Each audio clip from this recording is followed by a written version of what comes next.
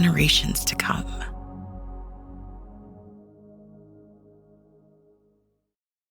Welcome to another edition of the TDN Writers Room podcast. My name is Bill Finley, and I'm back this week with an artificial hip.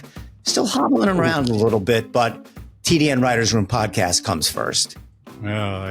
Fortunately, I'm getting around a little better than Bill right now. I'm Randy Moss with the NBC Sports and the Buyer Speed Figure team. How are you all doing? Very well indeed. Zoe Cadman here with First Racing and First TV. Glad you're feeling better, Bill. Thank you. Do a little jig for us a little bit later. That'll take a couple more weeks. Okay. Well, let's get in right away to, everything is about Saratoga right now, as it should be, but it's very different than we've had in previous years. Now, we have had the Belmont at Saratoga for 2 straight years now, but they added a new wrinkle this year to take the July 4th weekend away from the downstate racetrack, whatever that would have been Aqueduct at the time, and move it to Saratoga. And I remember when we have David O'Rourke on the show a couple weeks ago, I said, well, when the new Belmont has been built, are you still going to do this July 4th thing at Saratoga? He said, no. We'll be at Belmont. Not happening, folks. And here's why. The numbers were through the roof. Just goes to show you the power of the Saratoga brand. Last year, when they ran these races at Aqueduct for the 4-day weekend, all sources handle was $38,053,928. This year, over the same dates, it was $634,482. That's almost a triple what they did last year. And by the way, I didn't even know they were doing this. They had a $1 hot dog promotion. They sold 19,120 hot dogs. So, I've always been one of those guys that, enough is enough. No more expanding Saratoga. I still don't like it. I remember the good old day. I don't want to be the old man, on the lawn yelling at the young people to get off my lawn. But I still remember the days when it was 24 racing days and how special that was. But if I ran the New York Racing Association, I got to tell you, you can't ignore that. The brand is so powerful. I don't think they have any choice but to keep running over the July 4th weekend. Joey Chestnut must have been at Saratoga for that for those $1 hot. Yeah, he probably had 7,500 of them on his own. I agree with you, Bill. I know there's always been concern about, and I think the phrase has been used, killing the golden goose and running too many racing dates at Saratoga because, part of the attractiveness, part of the attraction of any racetrack like Saratoga or Keeland is the anticipation of a short meet. And you got to get there before the meet's over, and you don't want to run too many racing dates. But adding 4th of July and just starting the Saratoga meet, a week earlier, I don't think that's a big deal.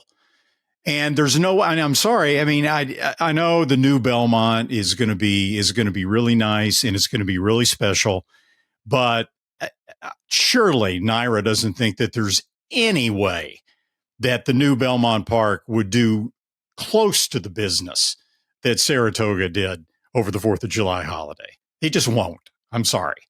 Better than Aqueduct, I'm sure, but probably not nearly as good as Saratoga would do. So from a bottom line perspective, I agree with you. I think it's a no-brainer. I think the thing that they're going to get more of is perhaps more people being able to attend, because didn't Saratoga cap it just a little bit? I know they said 50,000 attendees. There's more room. There's going to be more room at the new Belmont. And the thing that really, really helped specifically for this weekend was the weather, which is not always guaranteed. So I'm a little bit torn. I like the 40 days for one meet at Saratoga, but I can't argue with the facts there. 83 million is absolutely huge for that weekend.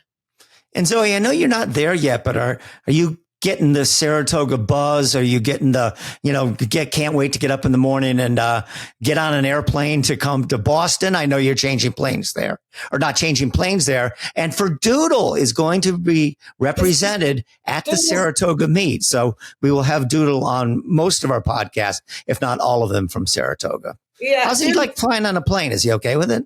Doodle's Magic Kennel is right here. He'll be fine.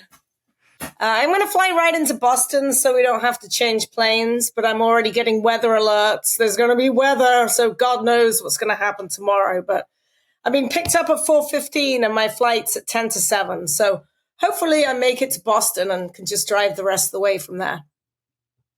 All right. That's a pretty long drive from Boston. I hope that 3 hours. It's easy. Yeah, it's not so bad, but I can see why you're being nice to Doodle. You don't want him to change planes, and he comes first. We understand that.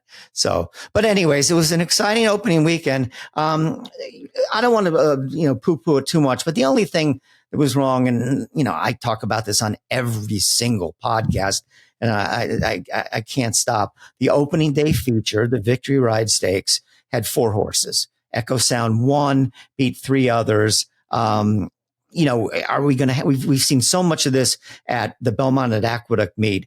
I hope we're not going to see, and Saratoga obviously gets bigger fields and has more grass stakes races, which fill very well. But I hope we're not going to see, just like we've seen the last couple months, 4 race feature, 5 race feature, every one of them, carded as the second or third race. I don't have the answers to the problem, but that was the only thing that to me that was a little bit discouraging about opening weekend is bang, first day, all we can come up with is 4 horses for a graded stakes race. Do want to remind you that, as always, the TDN Writers Room is brought to you by Keeland. Keeland's sales grads produced some fireworks of their own over the holiday weekend, taking a total of 4 graded stakes. Phileas Fogg was home first in the Grade 2 Suburban. Then Creed's Gold won the Grade 3 Hendry Stakes at Woodbine. Cornishman took the Grade 3 Cornhusker, but the icing on the cake was the remarkable performance by Fionn in the Grade 1 Belmont Oaks. Fionn was a $75,000 Keeland September bargain, you can say that again, and got up in the last seconds to catch odds-on favorite Nitrogen at the wire, obliterating an 18-year-old track record by 3/4 of a second. Make plans to attend this year's Keeland September sale, which runs from September the 8th through September the 20th. It all comes down to this. Good afternoon, ladies and gentlemen. The moment that defines the year, when the world's most influential buyers gather, and every decision, every bid, every opportunity shapes the future. At a marketplace that brings the thoroughbred world together and where futures are forged, because every moment matters. At the World's Yearling Sale, Keeneland, September. And now for the fastest horse of the week, brought to you by Timberlake, one of those fast sires at Windstar Farm. Timberlake, a son of Into Mischief, won the Grade 1 Champagne Stakes as a 2-year-old. If you recall, he defeated juvenile champ Fierceness in that race with the 93 Beyer speed figure. Then as a 3-year-old, Timberlake went on to take the Grade 2 Rebel Stakes. In all, he earned over $1.3 million on the track. Timberlake was a TDN Silver Value sire for 2025, and he stands at Windstar for a fee of $20,000. The fastest horse of the week is another son of Into Mischief, who on Friday ran the second fastest 5.5 furlongs in North American racing history. It was 5-year-old gelding Bring the Band Home, who won the Harvey Pack Stakes at Saratoga by 4.5 lengths on the turf. A front-running romp. He earned a Beyer figure of 109. You remember last year when Cogburn won the Jaipur at Saratoga, 5.5 furlongs in 59.80 seconds, a ridiculous time. He was the fastest horse in the world. Bring the Band Home ran in 59.90, just a tenth of a second slower. And those are the only 2 5.5 furlong races on dirt or turf to ever in North America be timed at less than 1 minute. It was the first stakes win also for Bring the Band Home, owned by Charlotte Weber's Live Oak Plantation, trained by Mark Cassie. Cassie said afterward he long believed Bring the Band Home had top-class stakes potential, but minor problems held him back. He's from the same female family as Tiz Now and Bud Royale. More on that later. And his damn Tizitude is a half-brother to Haskell winner Painter. Welcome in now the Gainesway guest of the week, and it's Acacia Clement, or Acacia Clement as she goes by now. And you can see from the background, it looks like she's got a beautiful place in Saratoga. Big smile on her face. You're in horse heaven, Acacia. It's got to be the greatest thing in the world. I'm actually on Long Island right now. Okay. Because we had to go back down to Belmont Park to see the 2-year-olds working yesterday morning and a lot of horses training today as well. So we'll be heading back up to Saratoga tonight. All right. So, and this is just a real softball general question, but I also like to get people's feelings about that. What is the one thing that you love the most about Saratoga? I think it's the energy and the synergy between the town and the racetrack. I remember we were coming back to our apartment building and one of our neighbors were having a nightcap out on their balcony and they yelled down, "Hey, Miguel, nice win in the last race," or whatever it was. And, that's just really cool. I don't think you get that a lot of other places, that people are downtown having dinner, but they're also paying attention to what's happening at the races. And it's a small town feel, but there's also such a great connection between everything that's going on in the area. And I'm sure it's fantastic to be at Saratoga. I mean, it's the showplace of racing in America. But for you, on the flip side, I mean, you're talking most of the meet 5 days a week. You're on TV almost every one of those days, maybe every one, as far as I know. I know from watching you how much you like to prepare and how important it is to you to be prepared. That's a lot of work. It's got to be a grind with the dinners at night as well. It is. It's a lot. And of course, you guys know very well all of the time that goes into it. I always tell people it's not just the race days, and the race days are long, but it's really all of the work that goes into it beforehand. So I'm on every day. I'll be on all of the remaining 40 days of the meet with great pleasure, of course. But yes, there is a lot of prep time that goes into it. I also do the Talking Horses handicapping show once a week. My day is Thursdays. So that's the full card then, whereas typically Maggie Wolfendale and I, who are the reporters through the summer, will split up the days. So say there's 10 races, maybe she'll do the first 5, I'll do the second 5. If it's, then we'll flip-flop, the next day, something like that. And then Saturdays, we're both on all day. But yeah, so it's a lot of trying to prioritize and trying to make sure you look after yourself a little bit as well. It's a place that's definitely very easy to get caught up in everything that's happening at the racetrack. And so try to make some time to work out and take a little bit of mental time as well. I have an OTTB up in Saratoga with me. So riding in the morning is my kind of mental break. And since I've been doing that the last couple of years, I think that really does help to kind of lay the foundation, make sure you have a little bit of separation from the real world and all of the work and all the pressure of Saratoga as well. And that brings me perfectly to my next question, because not only are you on TV, you're now the wife of a trainer, you also have a 501c in Racing for Home. Can you tell us a little bit about how that's coming along and how you find time to do all this? Very good time management skills that I think started back when I was younger and I was dancing and riding in school and all the other things that I was doing. But yeah, it's a lot for anybody that has had anything to do with a nonprofit, or we are also accredited by the Thoroughbred Aftercare Alliance. And anybody that is familiar with that process knows that the TAA holds their organizations to an incredibly high standard, as they should. So there's paperwork, there's grant applications, there's data updates on the horse farm management site as well. So a lot of things that go into it. Unfortunately, with my schedule, I'm not able to be hands-on with all of the horses. I just have one with me, but I do all of the admin side of things. But for me, Racing for Home is the most rewarding thing that I'm a part of. It's always the horses number one for me, and I'm really grateful that I have the opportunity to do that. It's something we started back in 2010, 2011, got 501c3 status. We've been doing it for a while, but the last couple of years, we've really kind of upped the ante. I have 2 more horses coming within the next week. I just took in 2 more last week, and I've got then another one coming in the middle of the month. So a lot of juggling, but it's something I'm really, really proud of that my family and I always make sure to emphasize. And it's a flattering thing when a trainer or horseman calls you and says, I have a horse I want to find a home for. Can you help me? So it's work, but it's a labor of love. And Acacia, everybody knows it's been a rough couple weeks for you and your family. Your father-in-law, Kristoff, passed away about 2 weeks ago. Highly respected, one of the most well-liked people on the backstretch. And your husband, Miguel, who as I understand, was really a co-trainer. It really wasn't a trainer and assistant. They were co-trainers. But take us through this. How has it been? How difficult has it been? And how has Miguel handled all this? Well, as you said, it's been incredibly tough. Kristoff handled his journey with cancer with the utmost class and bravery and grace, which I think comes as a surprise to absolutely nobody.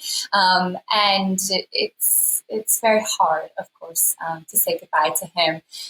As a family that I married into, I really hit the jackpot because I'm so fortunate to have a wonderful relationship with my in-laws, and Kristoff is one of those people that, I would come over to the house and he would sit me down and say, tell me everything that's going on. Tell me about work. What about this? What about that? Can you do more of this? He was somebody that really genuinely cared about what was happening in your life and how he could help. And he was like that for a lot of young people in the industry.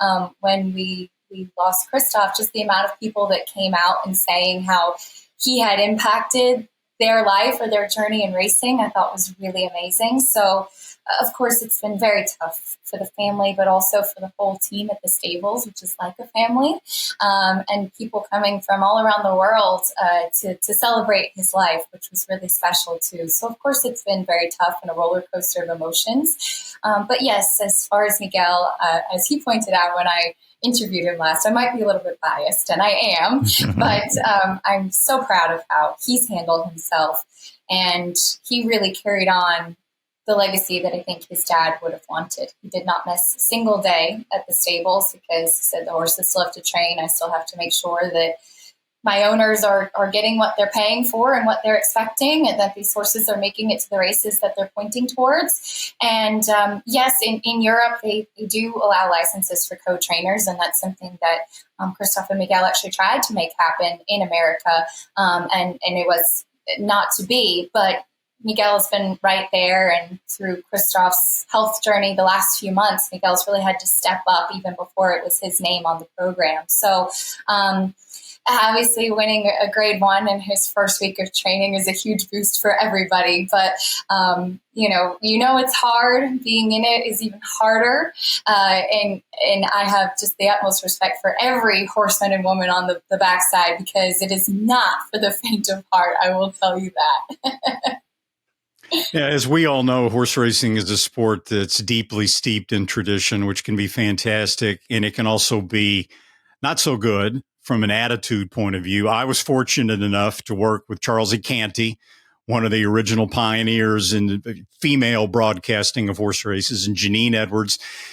Maybe I'm wrong. It seems to me like now there are more quality opportunities than ever for talented female analysts in the sport like yourself. What are your thoughts on that, and how fulfilling would that be?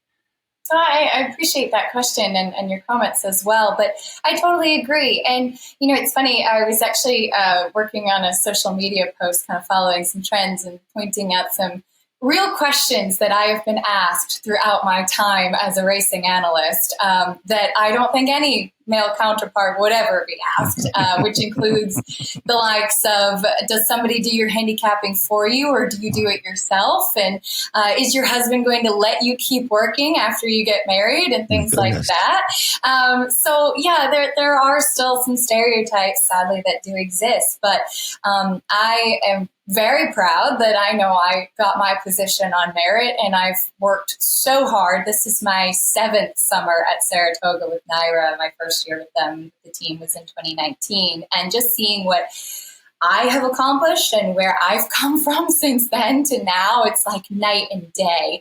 And just amazing to see that growth and to be supported within the team. And one of the cool things is we have, weekly production meetings. And if you have an idea for a feature video or a sit down or something you'd like to do, it's really embraced and accepted. And that's something that I'm really proud of as well. So I do think that there are so many talented women along the entire racing industry, whether it's assistant trainers who maybe are not necessarily in the spotlight. We've seen a lot more female trainers having success as well, which I think is awesome. So I think it's not just for the racing analysts. Yes, there are more opportunities, but I think it's thankfully throughout the entire industry becoming a little bit more prevalent.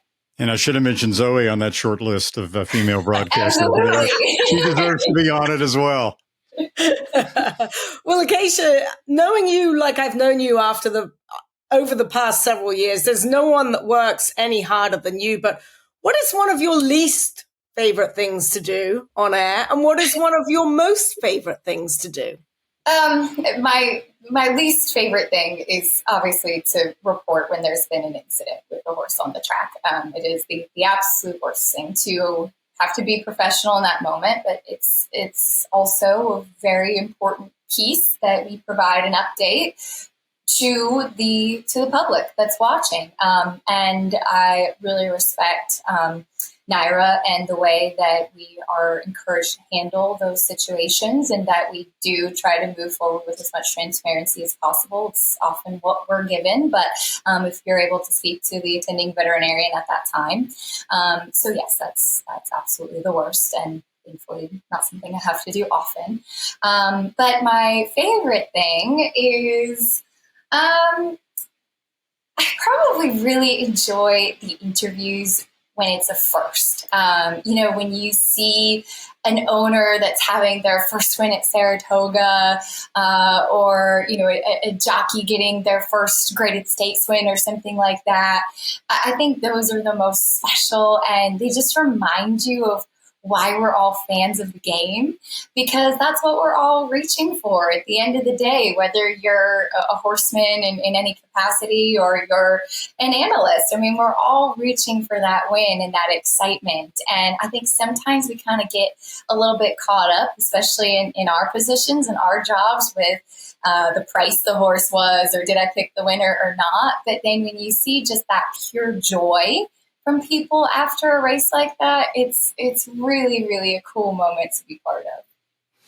And Acacia, back to Miguel, he's gotten off to a great start as a trainer. Said to win a grade 1 race within the first couple of days of his career. So give us a scouting report. How does the stable look like at Saratoga? What kind of meet are you guys expecting? You got any winners for us? I hope so. We have PAbred and Tawny Court running in the Bowling Green this weekend. Mm-hmm. So obviously really excited to see PAbred out back, the long-term goal to defend his title and the Sword Dancer.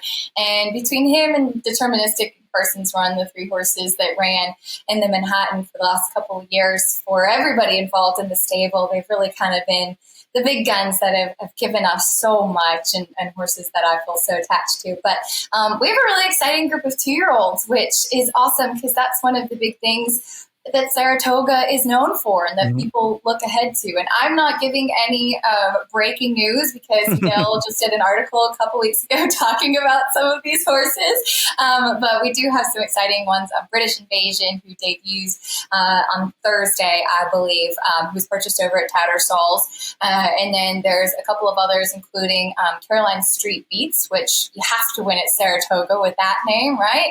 And Teddy's Rocket, who is owned by Steve Dunker, who's one of the co-owners of Deterministic as well, named for his son Teddy, who's in high school, but is literally building rockets and associated with SpaceX. So a really cool name as well. So I'm excited about the 2-year-olds. It's one of the things in the last couple of years, Miguel and I have done the 2-year-old sales together.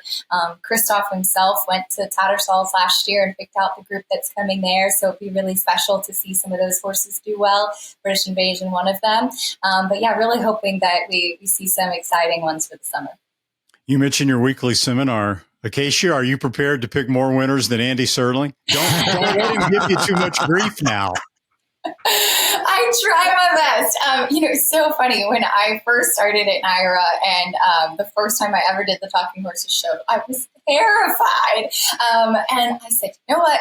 I am so overprepared. I'm going to have all this information, and he's not going to trip me up. And Andy and I spent a lot of time on the show together, and he's become a dear, dear friend as well. But one of the things about Andy is that he makes you better. He is so incredibly prepared for every single show and everything that he does. And he, I think, made me a lot better as a handicapper and made me kind of step up my game.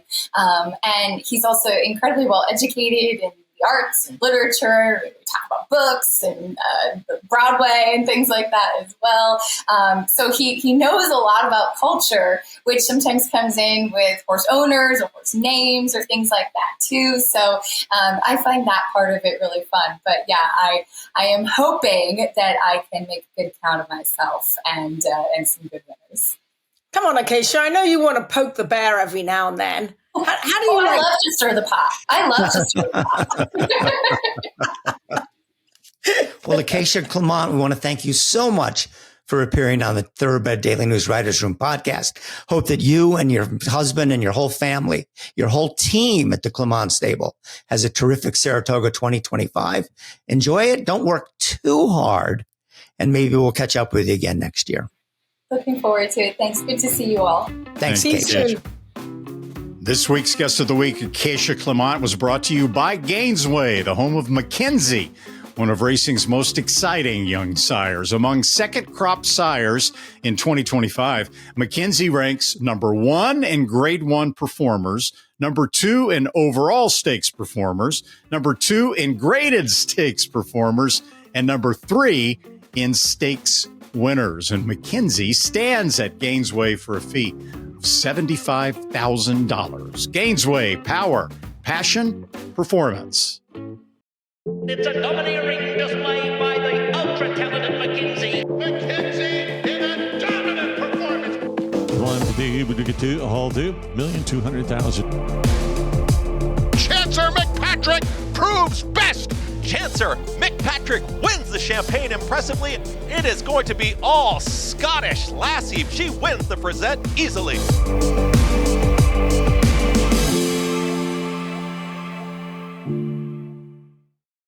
Well, there's some exciting horses that ran over the weekend.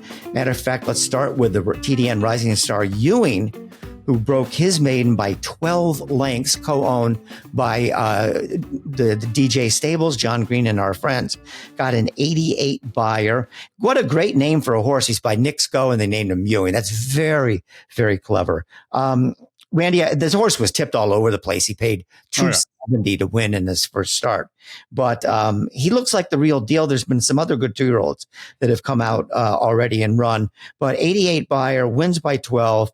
I saw Mark Cassidy said he may wait all the way to the hopeful to run him again. The other option would be to run in one of the other 2-year-old, I guess the Adirondack.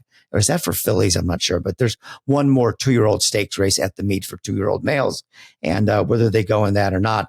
But usually these horses that are precocious and win at Saratoga by so much, sometimes don't hear much about them the next year. I think this horse could be the real deal. Yeah. He wasn't that highly thought of to begin with, being a son of Knicks Go, right? First crop. I think he was a $37,000 RNA at Keeland September. And then they put him in the the Ocala. I'm talking like Peyton Manning now. Omaha. They put him in the Ocala 2-year-old sale, and I'm sure Zoe was there, and Zoe probably saw him breeze. He went 10 and 1/5 seconds. And all of a sudden, that $37,000 price tag went all the way up to $585,000 with DJ Stable and West Point Thoroughbreds and another partner. So, yeah, I mean, I don't know what he beat in there. I don't think the competition was all that tough, but he certainly did it the right way, winning by 12 lengths. He'll get a lot of attention because of the Patrick Ewing name, right? 15 years with the New York Knicks, one of the best centers of all time. I reached out to John Green, who is one half of DJ Stable, along obviously with his father, Len Green. And I said, so obviously Knicks Go, Ewing. Yeah, that's a natural tie.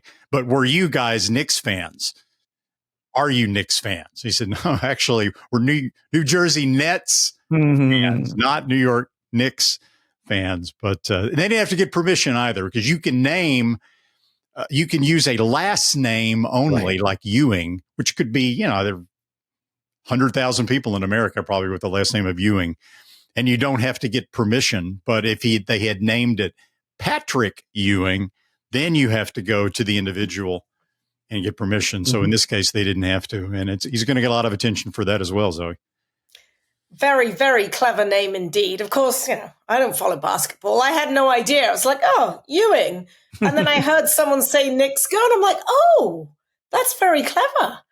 And he was terrific, winning by 12 at Saratoga on 4th of July weekend. Just the jock motionless. He was sold by Hiddenbrook at the OBS April sale. His dam, Sassy Ali Joy, was also an OBS grad. She actually never made it to the racetrack. She's by Indian Charlie. They paid $60,000 for her. So there's all kinds of pedigree there by Knicks Go out of an Indian Charlie mare. Physically, to look at him, he's a beautiful looking horse. He's got some length. He's got some scope, almost a little bit feminine that doesn't hurt you as a 2-year-old colt whatsoever, but just a very slinky mover. And he showed that in his debut. I thought he was good. Yeah, I don't want to spend too much time on Ewing here. We have other horses to talk about. But one thing that's kind of funny in this whole deal as well, Knicks Go obviously was owned by the South Koreans. And when they ran the horse in the United States, the first thing everybody thought of was, hey, they're obviously New York Knicks fans, Knicks Go. No, it had nothing to do with the New York Knicks. The horse was intended, the name was intended to be pronounced by the owners, K Knicks. It was supposed to be K Knicks Go and not Knicks Go. It's a Korean breeding company looking for Knicks in pedigrees. Wow. So K Knicks was Korean Knicks, and that's what how the name was supposed to be pronounced. But obviously, you run the horse in America, we're going to say K Knicks Go. We're going to say Knicks Go. Right. And now we have Ewing as well. That's a worthy rabbit hole right there. We should give you a prize for that. That is excellent. So the ups and downs of the sport and the roller coaster ride, DJ Stable experienced that because over the same weekend, their terrific 3-year-old filly Nitrogen lost by a nose to Fion in the Belmont Oaks on the grass. I actually think this might have been a little bit of a blessing in disguise because in her previous race, she was in that 3-horse race on the dirt and she just killed him. She won by 17 lengths. You say, okay, well, big deal. She beat 2 horses, 17 lengths. But she obviously is as good. Now that she's been beaten on the turf, you can see that she's not invincible on the turf. I think she could be every bit as good on the dirt, if not better. And now Mark Casse is talking about running her in the Alabama. That's very important because if she were to stay on the grass all year long, probably be very hard for her to win an Eclipse Award. You don't really see 3-year-old grass fillies win an Eclipse Award. But if she goes out there and wins the Alabama and then does something beyond that, she's going to vault to that head of the class right now. And Randy, I think as you mentioned it last week, that that class of 3-year-old fillies has been, hurt by a bunch of horses being injured and whatnot. It's ripe for the taking. And I think it's a great move. I think she'll be very tough in the Alabama. Oh, I completely agree. Now she'll almost certainly, if things go well, be running against Good Cheer in the Alabama. Mm-hmm. So that would be a heck of a matchup there, Nitrogen versus Good Cheer. But there's nothing in Nitrogen's pedigree. Medaglia d'Oro, I think, on the top side, and the Dam ran a couple of times on the turf, but was just as good on the dirt. There's nothing in the pedigree that would indicate that she should be a better on the turf than she is on the dirt. She had no excuse. She ran a good race. She ran a really good race. She was just caught on the wire by Fion. Flavien Prat tracked Nitrogen just a couple of lengths behind, followed her all the way around the racetrack, essentially. They both had 2 wide trips. No excuses for Nitrogen. I thought she was just beating on the up and up. She was, and she ran a very good race. She's by Medaglia d'Oro out of an Uncle Mo mare.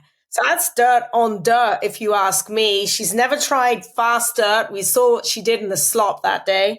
So definitely the Alabama looks like the up and up. And as far as Fiona is concerned, that's part of a 5-win day for Flavien Prat.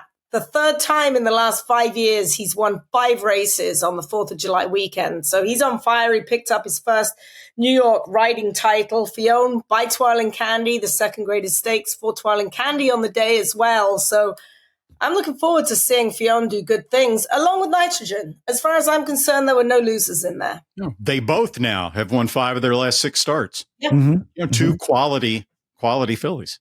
Yeah, it'll be interesting to see how they do down the road. But yeah, again, I think this kind of by accident opened up some doors that I think towards the end of the year they're going to be very appreciative of that it handled. All right, so Saratoga 2-year-olds, Sanford Stakes, part of the opening weekend. Another one, again, I don't know if the winner of a stakes race at Saratoga in July is going to be anywhere to be found on the first Saturday in May. Usually they're not, because these races are generally won by precocious horses, and then the other horses catch up to them down the road. However, again, Obliteration by 10.5 lengths in the Sanford, 91 buyer, Zoe, another very nice 2-year-old. He was good, and he was good when he broke his maiden at Churchill Downs. He was ridden that time by Eric Asmusson. Steve's son, Flavian Pratt, took over the reins here for the stakes debut and never looked like a loser. Obliteration, Son of Violence. They keep coming up with these mega amazing manly names. Like, you got Violence, then you've got Obliteration. Think of some of the good colts that Asmusson has had over the course of the past several days. You couldn't think of any more manly names for any of them. So Obliteration, brilliant name. I don't know how far he's going to want to go at the end of the day, because he looks like he starts to run a little bit downhill towards the end of his races. But he certainly was good in that race, and I'm looking forward to seeing him again. Yeah, he was a 91 buyer, 3 points higher than Ewing, who ran 2 races earlier. And one of the cool things here, I think, is looking at Obliteration from an ownership perspective, right? Way back in 1996, 29 years ago, Steve Asmusson got his very first graded stakes victory in the Derby trial at Churchill Downs, a grade 3 with a horse named Valid Expectations, who was owned by Lee Ackerley and his brother Robert. Lee Ackerley is the owner of Obliteration. So that's got to be extra special as well for Steve to have a horse like Obliteration now in 2025 for a guy that's supported him as a trainer for so long. Mm-hmm. Yeah, back on the scene. He showed up in a big way at the 2-year-old sales, and it's good to see him back, especially with Steve. The TDN Writers Room is brought to you by the Pennsylvania Horse Breeders Association. On Monday at Presque Isle Downs, Our Lady overcame traffic issues, joined the $75,000 Malvern Rose Stakes for 3-year-old Pennsylvania-bred fillies at odds of 1-5.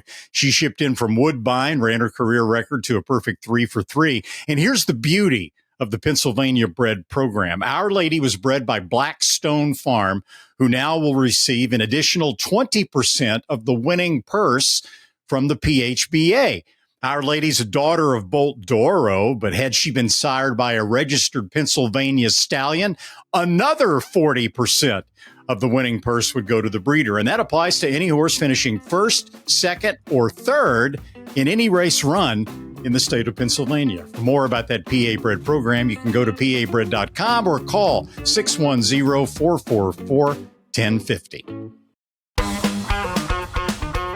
PAbred, I think we've built a brand at this point. It's excitement at every step. Roses for Deborah just set a new track record. On average, for the past decade, Pennsylvania paid over $28 million a year in breeders' awards, restricted races, and owner bonuses. Plus, PAbred shine on the world's biggest stage. Just 3 states have bred more Breeders' Cup winners. Learn more at PAbred.com. With some of the fullest fields in the country and quality racing year-round, there's never been a better time to reap the rewards of breeding and racing in Kentucky. Purse money in Kentucky is at an all-time high, as is average purse per race, outpacing California, Florida, and New York. Kentucky breds. Breed them, raise them, race them. We all win.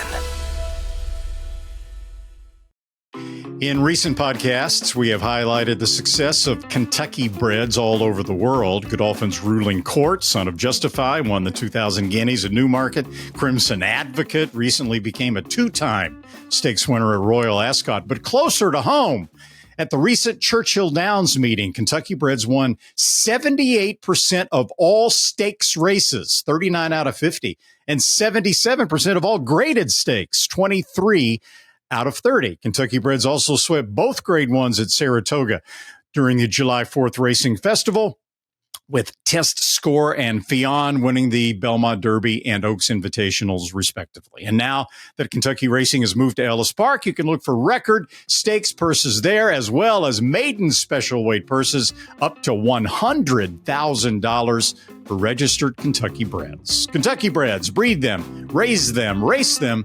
We all win. So other developments on the racetrack over the weekend. I went on my SiriusXM show on Saturday, and I said, not only is Copian the best filly sprinter in America, she's the best sprinter, period. Oh, man, I'm a jinx. I'm sorry. Now, she ran a terrific race, but another very good horse, Sweet Azteca, got the better of her. And it was, I mean, she was 1-5. She was supposed to win. Also, Randy, well, I'll ask Zoe this because it's more of a jockey question. Very interesting riding tactics. Juan Hernandez carried Kimura out into the parking lot on that far turn. What do you think was going through his mind? What was he trying to do? And obviously, there's no claim of foul or anything like that. So the horses never bumped. No one was impeded. But I think that probably helped his cause. It was a terrific ride by JJ Hernandez as far as I'm concerned. But if you watch the races, especially the thoroughbred races for the short meet at Los Al, nobody sticks to the rail. Watch them down the backside. It's like the rail is, I don't know what the hell is wrong with the rail, but no one ever takes a chance and goes on it. So even going down the backside, they're 5, 6, 7 wide down the backside. Watch the head on. And he just continues that. There's no dropping in down the lane. Now, Kazushi should have foreseen it, and tucked to the inside, but he didn't. And he just got swung out on the apex of the turn. He did duck in finally, but it was all over. And let's face it, Sweet Azteca made a new track record last year winning the race, and she bested it this year going 114.32. That's a 3/4 mile split of 107.79 and a half mile in 43.87. If you watch them coming down the lane, now Copian's a good-looking filly, but she's not the size of Sweet Azteca. She looks like a colt coming down the lane. Terrific chaining job by Baltus. His first time with the filly, we last saw her running last in the Chillingworth Stakes last October when trained by Michael McCarthy, who really did nothing wrong. I don't know what happened to her that day. It was supposed to be a prep to go on for the Breeders' Cup filly and mare sprint, but she was last of 4 when she was supposed to win. Has since changed hands. Baltus was supposed to run her a month ago, and she had like a little cut on her ankle, and she was scratched the day of the race. He regrouped and brought her back here, and everyone's like, why is he bringing her back there against Copian? And then you got to think, why is Mandela running Copian in this spot? What's the point? So I don't know, but she was terrific. Nobody was beating her on that day, Sweet Azteca. Yeah, you're absolutely right about that, Zoe. And one more thing, we had Richard Baltus on our radio show. I was just talking about, he didn't think he was going to win. I mean, he didn't say I've got no chance, but, usually trainers are, got that bravado and anything can happen. That old cliche, well, if you only have to beat one horse, you should go into it, which is absolutely the case. But he looked at it and I could read between the lines. He didn't think this was going to work. It was going to work in that she would run a good race, but I don't think in a million years he really thought he would win. Yeah, so congratulations to Baltus in that camp. She's a very good filly. If she stays healthy, maybe she takes over from Copian, and maybe I'll be saying someday she's the best sprinter in the country. Now, female. In the aftermath of this, Richard Mandela did come out and say that Copian lost a left front shoe at some point during the race. He thinks that impacted her form somewhat. He doesn't know how much. He doesn't know exactly when it happened. And I know we hear that all the time. Horses win after blowing shoes, so you can't necessarily say that was an excuse. But, clearly Copian is capable of running better than she ran against Sweet Azteca. And it's really something to look forward to down the road if both these fillies mares make it to the Breeders' Cup filly mare sprint. I mean, obviously, Sweet Azteca's had issues. She's a 5-year-old mare with 8 lifetime starts. If you go back and watch the Chillingworth last year, when she ran her final start of last year, she was trying to get out badly all the way down the backside. So something was clearly amiss. And Baltus is talking about just running her one more time before the Breeders' Cup, maybe in the Ballerina at Saratoga. But this is a really, really good division. the filly sprint division, because you got Ways and Means sitting out there as well, who's just run a 111 Beyer speed figure, the fastest of any horse so far this year. Yeah, indeed, a very good division. So we were talking earlier about Steve Asmusson and his stable of horses. We almost forgot about Magnitude set out of sight, out of mind. He ran that 108 in the Risen Star, and which came out of the middle of nowhere. His form was pretty moderate before that race. And he runs in the Risen Star, it was a 108 Beyer, right, Randy? Yes. And it's like, wow, where did this come from? And I'm not altogether sure what, please fill me in if you know the answer. I'm sure you do. I don't know quite what the reason was that he didn't make it to the Derby, but he made it to the Prairie Meadows for the Iowa Derby, over this holiday weekend and won. I mean, granted, the Iowa Derby is not going to attract the very best horses around, but he looked very good, winning by 9 1/4 lengths. 4 days after he won the Risen Star, in which he ran believed to be the fastest mile in an 8th by a 3-year-old in the long history of the fairgrounds. He underwent ankle chip surgery. Dr. Larry Bramlage operated on him. So that obviously knocked him out of any consideration for any of the Triple Crown races. And I thought Asmusson did a great job in finding the right comeback spot for Magnitude. A fairly soft field in a $250,000 race. Prairie Meadows has been kind of a speed favoring racetrack, which helps Magnitude. That's his new running style that seems to be very effective with Ben Curtis. 1 1/16, the right distance to make a comeback. And he even went so far, as Steve did, as to plot out, okay, we can run at night when the temperature's cooler for Magnitude. Because if you remember when he won the Risen Star, it was kind of under the lights as well that night. So, yeah, great comeback race. 105 Beyer after the 108 in the Risen Star. I texted Steve after the race and said, where are you going to run next? He says, I don't know. The one thing I can tell you is the horse is on his way to Saratoga. Now, he was not nominated to the Haskell, so that can mean one of two things. He's going to go Jim Dandy Travers, or he's just going to go straight into the Travers. We'll have to see. But, this 3-year-old group, if he can jump up there and belong with the top names in journalism and sovereignty, again, we were talking about tough divisions. Randy, you talked about the Philly sprinters. There's a lot of depth to this 3-year-old colt division, and a lot of horses that are just now, like Magnitude, starting to really pick your head up and pay attention to it. I'd love to see how he does in the Travers. I guess we'll have to see. I hope he didn't run too fast again. I mean, that's what everyone said he did earlier on the year. And what a terrific training job by Asmusson. That's less than 4 months from ankle chip surgery to come back and run a 105 Beyer speed figure. I've completely forgotten all about him. And then I see, first off, I was thinking, did Mike Stidham take Ben Curtis off Think Big because he won a stakes race at Saratoga, first time going long after a dismal effort at Churchill Downs? I'm like, he must have took him off and put, someone else on Think Big. And then later in the afternoon, I see the Iowa Derby and I'm like, that's where Ben Curtis is. He's right in Magnitude and you can't blame him. So he had to take off Think Big to go and ride Magnitude. And I can't say I blame him. That was terrific. I just hope it's not too fast. That's a huge number to run off the layoff. Randy, what do you think about that? Should they be worried that he ran again too fast for his own good? Maybe it's just fast now. Yeah. I mean, I guess it would have to be, at least maybe in the back of their minds. I'm not as big a believer in that as some people are. Good horses run fast. How good is Magnitude? That's what we don't really know yet. We know he's capable in the right circumstances of running a super fast race. Right. And he had something to prove a little bit, not just off the layoff in Iowa, because if you remember the conversation during the day of the Risen Star was how fast the rail was playing, speed and rail. And that was why Asmusson and Ben Curtis decided from the far outside post just to go with Magnitude and put him on the lead and try to take advantage of what appeared to be a track bias. So how legitimate was that 108? That's something that a lot of people maybe questioned at the time. So he comes back in Iowa and he proves that, again, he's on the front end and he's got an uncontested early lead and the fractions weren't super fast. So now that's going to be the conversation if he runs in the Travers. Who's going to run with him early And if he doesn't make an easy early lead, will he be as effective?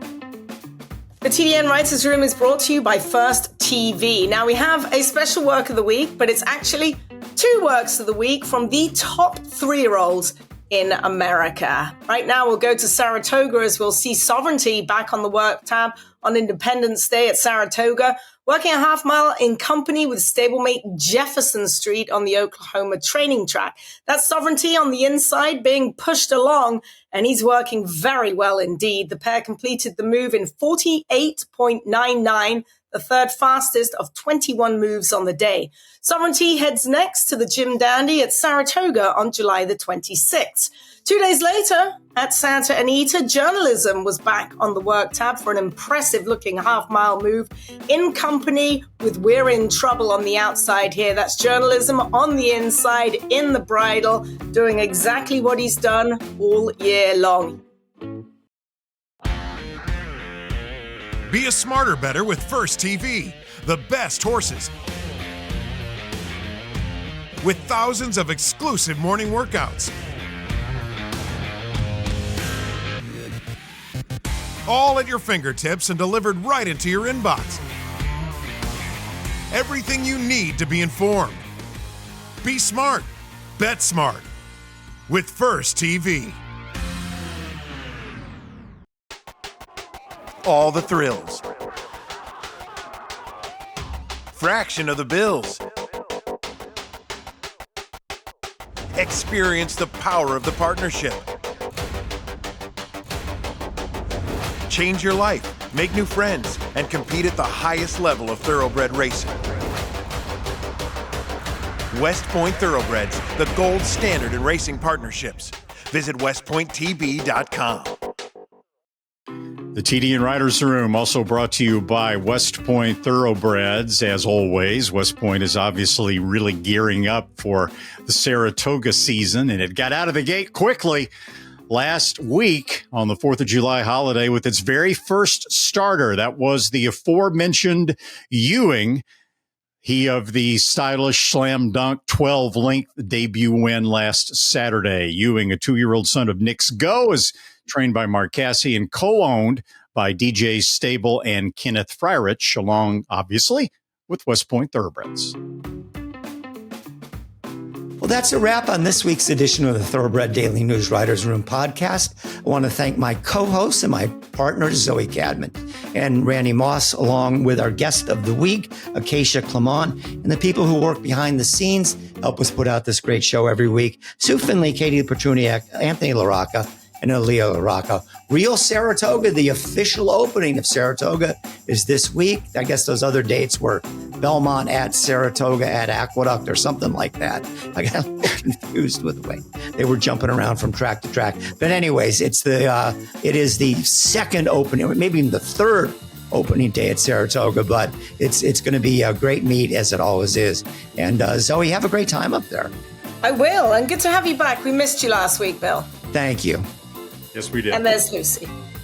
Okay. Hi, Lucy.